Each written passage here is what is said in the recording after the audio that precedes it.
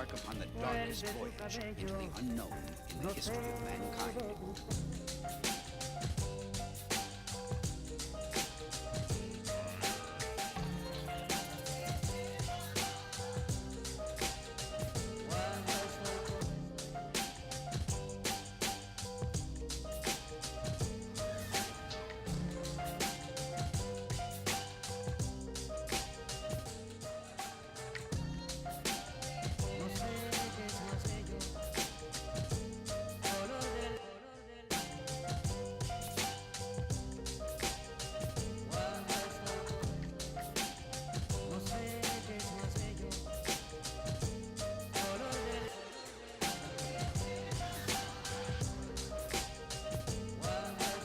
His burning lust for revenge pushed him to and beyond the limit where normal men would fall.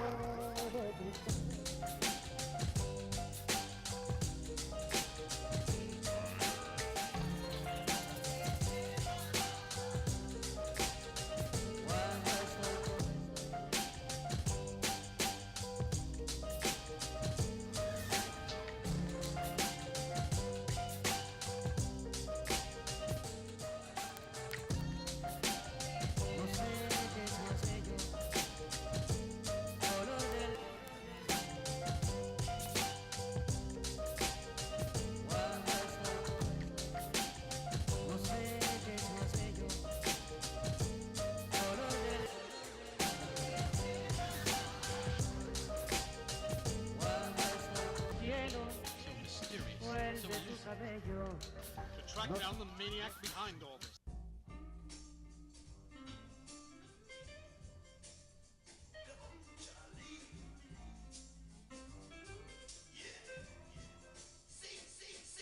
Yes.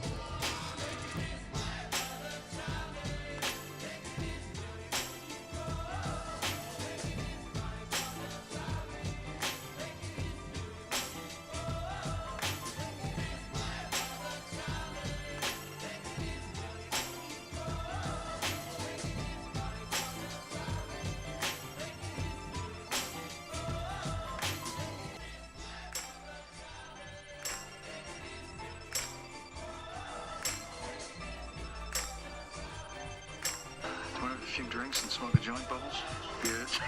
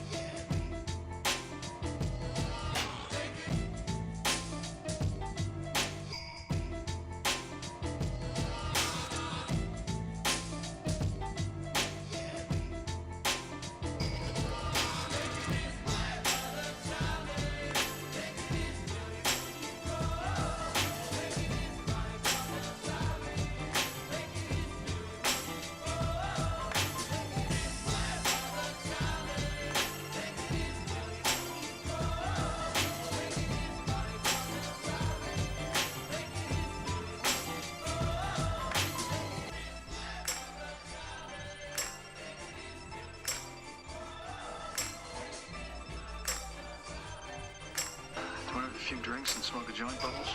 Yes.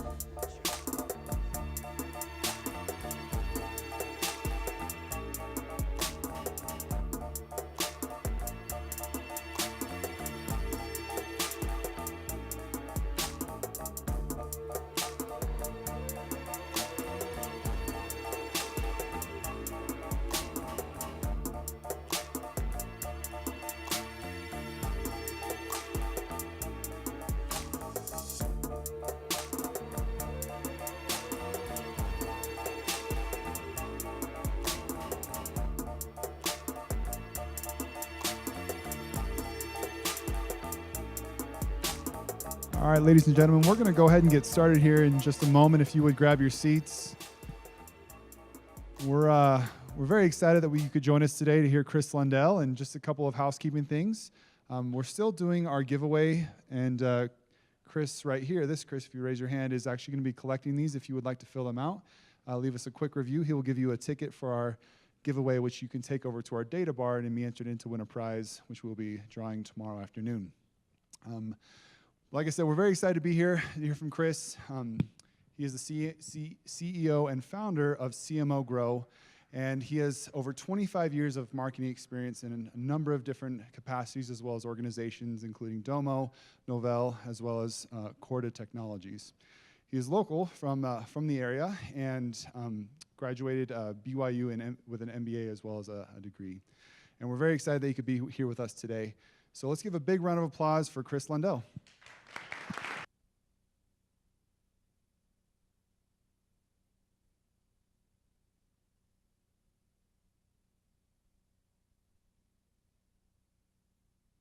Fine. Can you hear me? Okay. Just like saying that. Okay. That seems a little bit loud, is it? Okay, so I want to talk about today just the role that data plays in the context of marketing best practice. And there's a lot of parallels between marketing, sales and marketing, and the world of science and physics. And there's things on the science side that can really teach us a lot about marketing and also teach us about life in general. So I'm going to highlight some of those things. So let's start first with a video.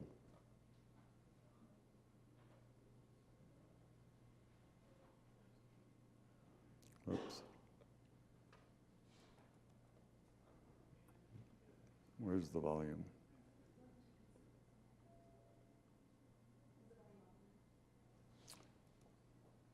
No, it's getting, it says there's no volume.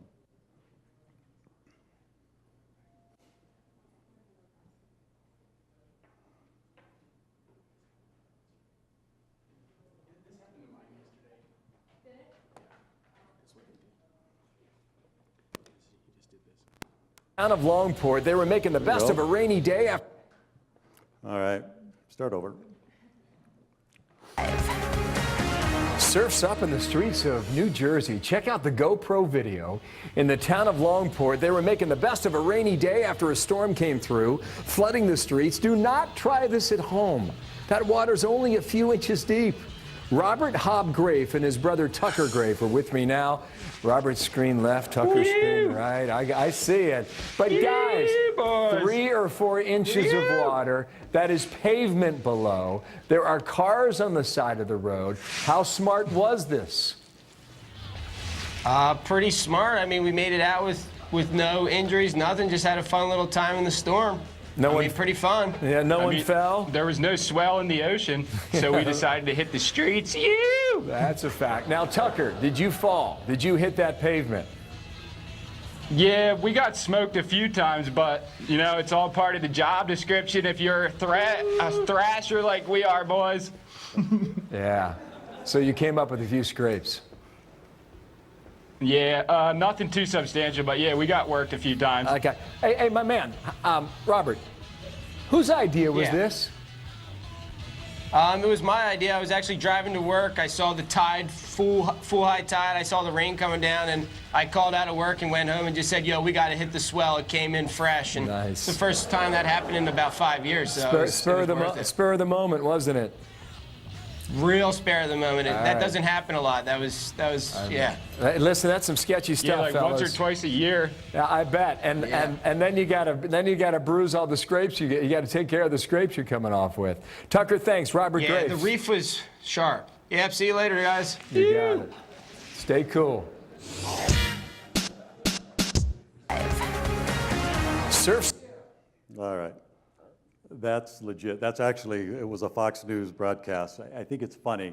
I'll come back to that in just a minute, but I want to start just by giving a little bit of information about myself, just to provide a little context. So I started my career at Lundell. I was there for about 13 years. in a number of different roles. Ultimately led the Asia Pac marketing group and then the North America marketing group. I left there, joined a company called Landesk Avanti, and started the Asia Pac operations for the company. Was there for about 7 years. Then I joined a company called Corda Technology as the CEO. Some of you may have heard of Corda. Josh James, founder of Omniture, bought our company, and then we rebranded to Domo. I stuck around for about a year after the rebrand, and then I left and joined a Swiss-based company called NextThink, where I was sort of president and kind of started the North America operations for NextThink. And then most recently, I was Chief Marketing Officer and Business Development Vice President for Vivint Solar. When I joined Vivint Solar a few years back, we probably had 300 employees. And when I left about 3 years later, I think we were north of 5,000 employees and went through a successful IPO and a bunch of other things. So that's just a little bit of information about me, and I'm going to come back to this slide in just a minute as well. There's a specific reason why I wanted to talk about this, and you'll see why in just a minute. So as I mentioned, there's a lot of parallels between science and marketing. And by applying some of these principles, we can more effectively drive the marketing function. And as I mentioned before, I think that data and analytics and metrics and measurement and analysis and continual improvement is foundational in terms of creating sales and marketing excellence. And companies like Grow, who build business intelligence tools and data visualization, provide real-time data so that all of us can make smart, informed decisions based on data. And as marketers, that's one of the things we all ought to be thinking about on a continual basis, is how do we make fact-based, data-driven decisions that is going to yield the highest return on investment possible. So so I'm going to talk a little bit about brands, and I'll talk about the power of brands, and then we'll talk about some of the universal laws of science and physics, and then we'll talk about how neuroscience also impacts marketing, the marketing function, and the purchase process and decision, and really what causes people to decide and make decisions and choose between brands and between competitors. So first, what is a brand? There's a lot of definitions of what a brand is. Here's the definition that I like. It's, I think, pretty general, but a brand is a name, a term, a design, a symbol, or any feature that identifies one product over another or one company over another. So let me ask a question. How many of you watch TED Talks? Okay. You are probably familiar with the little jingle that they have. You're probably playing it in your mind right now, as I mentioned that, with a raindrop or a drop hitting, and then there's sort of some wave sort of sounds that you can hear afterwards. Let me ask, is that a brand? Is that jingle that I'm referring to, is that a brand? What do you think? How many think it is? How many don't think it is? Oh, yeah, well, most of you didn't vote, so it is. It's a branding element, and it's part of the brand. And certain companies, a lot of companies have integrated those types of branding elements into their brand and have done it quite successfully. So here are a couple brands, a few brands that everybody should recognize: Apple, Google, Coca-Cola, and Microsoft. Which of those brands would you think has the highest brand value? By the way, a brand is a tangible asset, and it actually is on a lot of financial statements, primarily on the balance sheet. And there's value assigned and associated with that. So that's important to know. So Apple, Google, Coca-Cola, Microsoft. Just who thinks? Coke? All right. Somebody said Apple. What about Google? All right. Well, those that said Coca-Cola were right a few years ago. For 13 years straight, Coke was the #1 brand in the world. On this list, however, it's fourth, and it's got an estimated value of $58 billion, $57 billion. Which one would you guess would be next? Good guess. Microsoft is third. This, by the way, the source, oh, I've got it, good. This is from Forbes 2018 brand ranking. The thing that's interesting, well, I'll get to that in just a minute. So Microsoft is valued at about $105 billion for their brand. Google is next at $132 billion, and Apple is valued at $182 billion. Isn't that remarkable? Yeah, to me, that's amazing. The thing that is even more amazing, the value of the Apple brand has probably tripled in the last 10 years. And you know, if you look at just the value of the brand, it's equal to gross domestic product of some countries. Okay, so how do you build brands, would you think? Well, on the slide, brands are built through engagement, through interaction, through fair value exchange, and they're built on trust, they're built on credibility, and they're built on experience. Brands are really a lot less about what you say and more about what others say about you. So if you think of your personal brand or your individual brand or your reputation, you can say whatever you want about yourself, but it's what other people say about you that really influences them. So let me give you an example of this.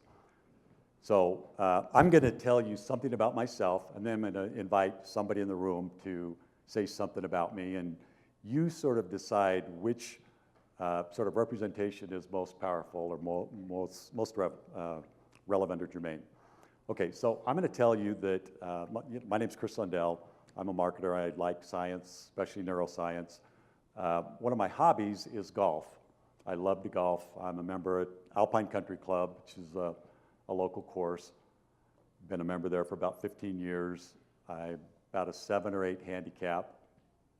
I golf a couple times a week, and I'm pretty good. Okay, now that's weird to say that, but I'm just trying to illustrate something. Okay, so think about how you felt when I was telling you that. Probably thought, that's a little bit weird. This dude's a little braggadocio or whatever. But that's the way people think about and respond to brands when we talk to them and tell them about who we are and what we do and why we do it and why they should care. So I'm going to have my daughter, Taylor. She happens to be my daughter, so full disclosure. So hopefully she'll say something nice. But Taylor, will you tell these guys a little bit about my golf ability? Yeah, my dad is actually a really good golfer. He does golf. He's being modest. He golfs every day. He does Okay. have a 7 or 8 handicap. He's a member of the Alpine Country Club. He won the club championship in 2015 and 2017. And he taught my little brother to golf, and he's one of the #1 players on his college golf team. Okay. So how was that compared to what I said? How many thinks what my daughter Taylor said is a little more powerful or more influential than what I said? Yeah, everybody. It's, yeah, I don't golf every day either. You're going to be grounded when we get home. So that's why testimonials, that's why reviews, that's why sort of this brand building activity is so important. And again, it's not really what we say and what we shout to people through a megaphone. It's what people experience and what they feel and what they see when they interact with you in your company. In fact, one of the things that I say routinely is that I believe that the sales organization, the finance organization, customer support, technical support, operations, every function within a company and organization has an impact of either building the brand or harming the brand. And in many times, I think those functions play a bigger role in building a brand than marketing does.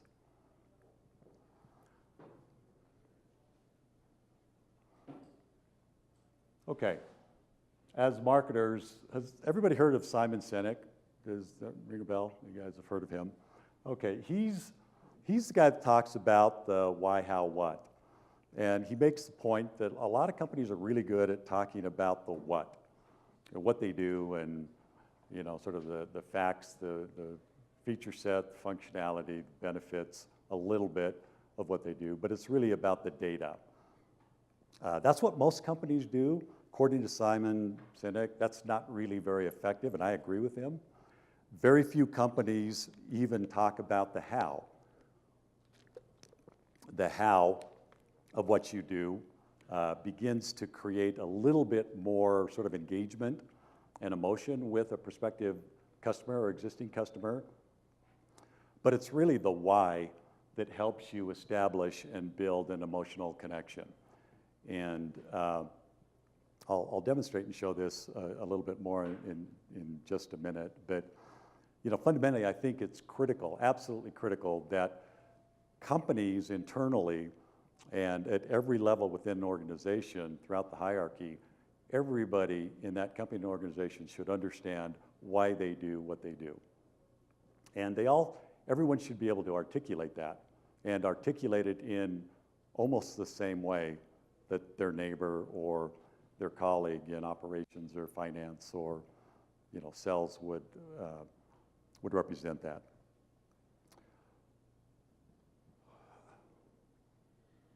Okay, so the human brain is built. So actually, I'm just going to back up here. So really, what you're trying to do with branding, and really this is the key to marketing. And I haven't seen very many people come out and talk about this, but it's really sort of fundamental to marketing. And if you can do one thing as a marketer, it is you build a holistic narrative where you create an emotional response with somebody to get them to do something. That's where your call to action comes in. And then you provide the data and the information and the feature set and the functionality and the pricing and everything else that you need on the back end. And so that truth is founded in biology, and I'll explain why. So first, the human brain is complex in its design. It's designed to help people forget most things that they hear or see or learn. People are bombarded by roughly 20,000 messages in a week. And to manage the clutter, people have networks and filters that help them screen out their messages. But if you take a look at your brain, if you were to sort of lop off the top of your head and look straight down, the way the brain is, the way it's organized, I guess, and the way it processes information actually matches with Simon Sinek's golden circle, is what he calls this. So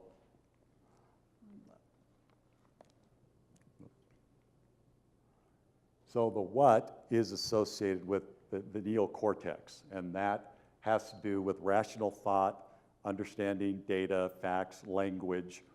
It helps us consume information, but it is not involved in making a decision. It's the logical side. It's the left brain. The why is really controlled by the limbic system, which sits on both sides of the thalamus. But it's involved with the emotion, motivation, its long-term memory. That's where your gut feel comes from. It's from the limbic system. And then the how also is tied to the limbic system as well. So again, kind of the key to effective marketing and sales and promotion is to create this emotional effect or feel, and then to provide the data and the information on the backside. That's how people make decisions. So I can say that and fundamentally, I believe it, I think it's true, but the way for you to better understand it and to validate or verify is to pilot it, to test it, to try, to analyze, and then to sort of iterate and change and continually improve your process. Okay, so here's an example of a video that I think does a fairly good job of kind of creating this connection.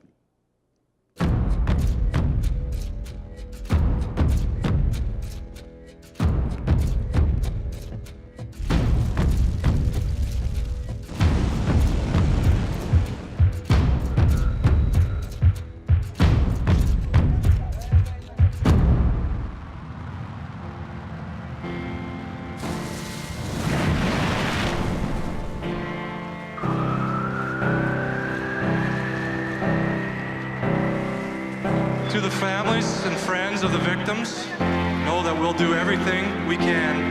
We are Vegas strong.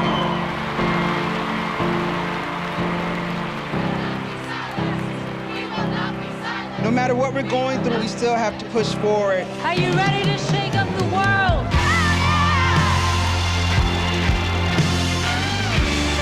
It takes an act of love to realize we are all in this together. We made history tonight. Look at that! It's emotional. I can't explain why, but it is. I'm asking that you guys join and mobilize with me. I will say it right now out loud. Me too. Me too. Me too. Me too. Love you, right?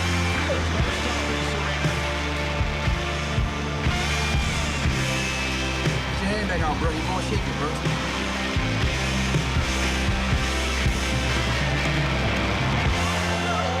The things that make us different, those are our superpowers. Go out there and conquer the world. Because the world would not be as beautiful as it is if we weren't in it.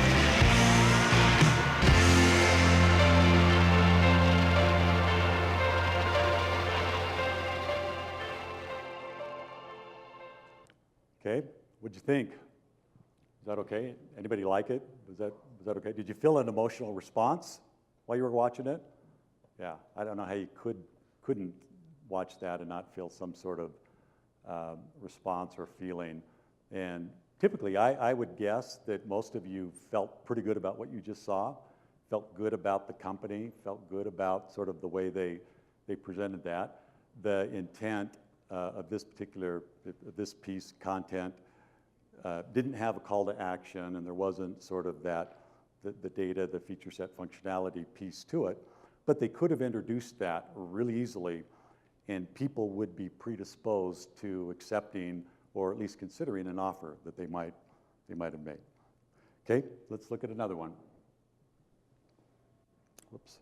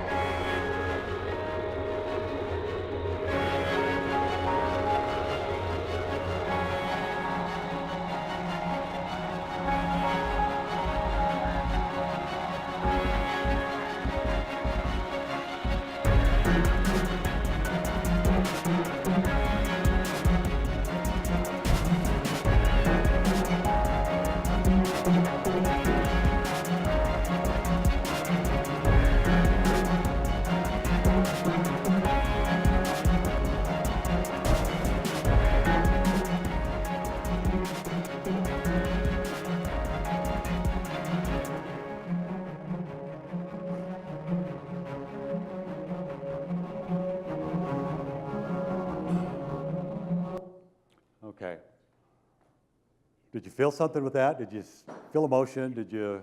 Okay, good. Again, I think the same thing applied there. A call to action or some sort of ask at that point would have been really effective. That, again, wasn't the intent. Those two videos were two of the top 10 rated videos from 2017, and I thought they did a terrific job. So Taylor told me that I've got about 5 minutes, and so I've really got to hustle here. So as I mentioned, there's a lot of parallels between science and marketing, and I'm a left-brain thinker. I believe that marketing, if applied in a rigorous way, should be every much a discipline similar to finance, to operations, to accounting, as any other. And marketers get this sort of tag of being sort of marketing squishy, it's arts and crafts, it's building a brochure or throwing a party, an event, or a website or whatever. And those parts are a part of the marketing function, but the important part in terms of driving the funnel, driving conversion, customer fulfillment, all of that stuff should have and would benefit greatly from metrics, from measurement, from analysis, and through sort of a continual process loop. Second law of motion, Newton's law, a lot of you are probably familiar with this. F is force. Force equals mass times acceleration. With a little bit of algebra, you can rewrite that equation so that it says acceleration equals force divided by mass. Basically, what that means is that the larger a brand, the larger a company, the more force that is required to change that brand or to move it or to continue to have it grow. And you see that in companies like Arthur Andersen, Comcast, and others that rather than investing in trying to change the brand, they just changed the name. Or sort of, instead of trying to move the brand in a direction they wanted to move it, they changed the brand name. A lot of examples of companies that have done that successfully. Unilever Nestle does that very well. PG&E focuses on building brands around products, the line extensions. Unilever and others, PepsiCo, do the same. Third law of motion, for every action, there's an equal and opposite reaction. I think everybody's heard this before. This is really important because that's the science, the application to marketing is that every time there's a conversation or any type of touch point, whether it's email, text, could be a telephone call, could be an advertisement, it could be anything. But every time there is this interaction or touch point, you're either building the brand or you're harming the brand. And so that's why it's important that marketers underwrite the customer journey and understand the touch point, each touch point along the way. But really this principle is about the relationship and the value exchange. And if prospective customers have a positive exchange with you, it's going to draw them closer to you. It's going to build your brand. If, on the other hand, you start bombarding them with sales promotion and product information and pricing and sending them stuff that's not germane or relevant, you're going to drive them away from your brand. Scientific method. Most of you have probably heard of this. It says a couple things. Those are the steps associated with the scientific method. Basically, you have an observation, you ask a question, there's a hypothesis that you form, you test the hypothesis, and then you sort of analyze and you publish the information. It also says that nothing can ever really fully be proven, and one contrary observation can blow up everything that you thought before that. So an example would be Aristotle and Ptolemy believed that planets and stars rotated around the Earth. There was one robust observation from Copernicus who said, no, stars and planets actually rotate around the sun. And that, what people had believed for hundreds of years changed that quickly. And that happens all the time in marketing as well. And there's examples of brands. Toyota, for a long time, was considered one of the best brands for quality. Tiger Woods at one time was considered the best brand ambassador ever. And British Petroleum. I mean, there's a lot of examples that one slip up or one problem can harm the brand and really change the way people think about the brand. Just on those, the process there, that's the process for discovering and for sort of the science, but it is almost identical, in my opinion, in terms of how marketers should be thinking about programs, campaigns, and activities, and how they optimize those programs. Heisenberg principle of uncertainty basically says you can never really know the exact position and speed of an object, and that's because an object acts both like as a particle and a wavelength. But the thing that sort of the marketing application here is that back in the 90s, everybody was doing 80s, 90s. People were doing a lot of focus groups, and they were taking the data and the information from these focus groups, and they were weighing it pretty heavily, and they were building products and solutions and offerings for the marketplace. Thing they didn't account for, didn't understand, was that people behave differently when they're being observed. And you might remember back in the 90s, Coca-Cola launched a new version of Coke. It was a horrible sort of idea. The execution was worse, and it was all based on focus groups and information there. Okay, I'm gonna skip through a few of these things. Okay, we're gonna do a little test in 2 minutes here. Anybody recognize this guy? That's Geico. They do a pretty good job, I think, of branding and building a brand. Ultimate Driving Machine, I think almost everybody here has an idea of who that is. Mercedes, Porsche, Lexus, or BMW. It's BMW, yep, very good.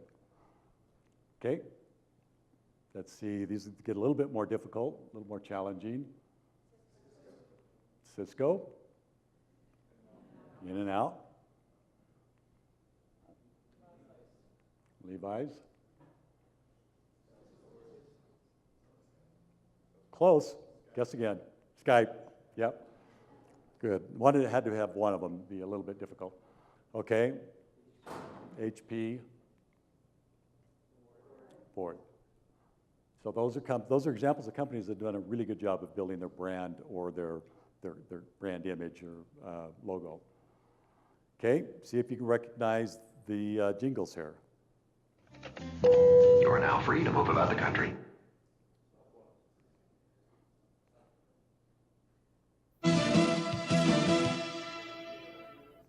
ESPN. You've all heard that probably 100 times a week or a month, and that's the Intel. Okay, I know we're out of time, but the science of sort of neuroscience has been studied for 70 years. There's some really good stuff associated with neuroscience and understanding, again, how the brain processes information. These are sort of 6 fundamentals of neuroscience that if you understand, you can leverage in your favor in terms of predisposing people to saying yes to your offer or getting them to move. One of the first one is authority. Do you remember probably the second slide I showed in my presentation was sort of my credential, my experience. Wasn't very impressive, but if you go to a doctor's office or dentist office or a legal office, they will all have their certifications framed and posted out where everybody can see, and that's building authority. Reciprocity, I'll come back to. Scarcity, you've all seen that in play. Apple does a really good job of that, or with that principle. Consistency, liking, consensus. I'm just gonna finish with one last example of reciprocity, because this was an interesting study. So when waiters or waitresses bring, servers I guess, bring the bill, a lot of times you'll have them, they'll bring a gift. They'll bring something, a mint, or they'll bring something for you as you're getting ready to check out. So how many people think that the act of giving you a mint when you're getting your bill would persuade you to leave a higher tip? Somebody think that would impact? So there was a study on this. 1 mint increased a tip by 3%. 2 mints increased the tip by 14%. Then there was a change in behavior in terms of what they tested. So the waitress would then was delivering the check, dropped off the mint, turned to walk away, stopped, came back and said, you know what, because you're you or whatever, I'm gonna give you another mint, and would give them 2 mints. What impact do you think that had on the tip? It doubled, but from the original 3%, it had a huge impact. And again, that's just, understanding the way people respond, the way people react, and the way the brain functions. The thing that's important about the law of reciprocity is that, when you're using a gift, it has to be personalized, and it has to be unexpected.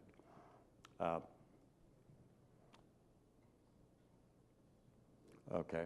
And then just to summarize, marketing science made simple. Marketing is really about understanding customer behavior, observing the purchase process, and then engaging potential customers in a way that provides the highest probability of success, and deciding who to engage, where to engage, and how to engage is the science of marketing. And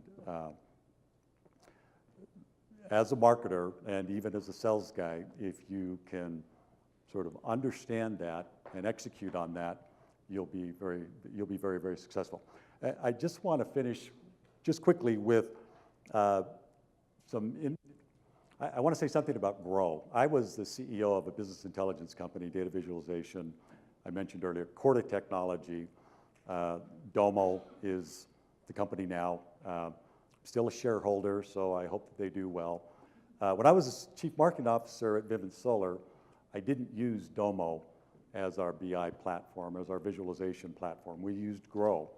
And Jake and Rob came out, I don't know how many years ago that was, but we couldn't have been more impressed with the implementation of Grow in our environment. And it's been exciting for me to watch this company grow up and deliver excellence with their tool set and with their solution, and proud of sort of where they've gotten to, and couldn't be more pleased with the product and with the direction they're headed. So I was a customer and a big fan. So with that, I thank you very much.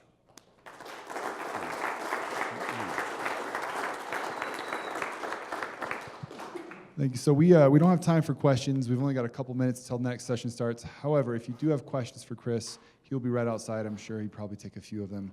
But please take a couple minutes. We are going to be starting our next session in about 5 minutes.